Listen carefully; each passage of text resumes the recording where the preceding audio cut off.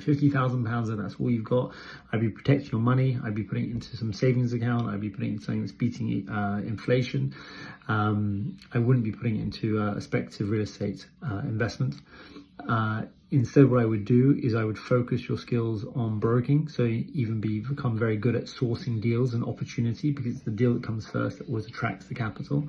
And every great deal can always attract the capital. And that might also be someone who's broking finance. You might be someone that's on the investor side and you introduce deals to investors, or sorry, investors to deals.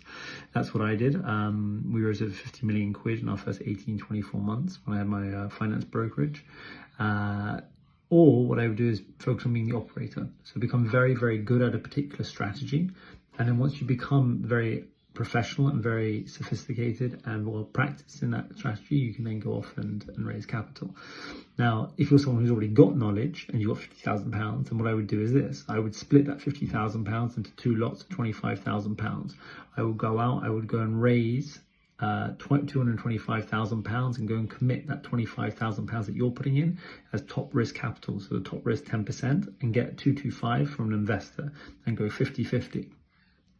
And then, because you've now got the skills as a great operator and a great deal sourcer, you go out and you execute your strategy with £250,000, which in theory, depending on what your strategy is, you could leverage at least sort of 5 times. So you could come to the table with £1 million.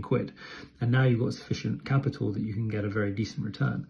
And because you've only put £25,000 in, you're going to get a multiple on your capital rather than any kind of, minimal single-digit return. So the key in real estate is understanding not just how to use debt to leverage, but how to use equity to leverage your equity.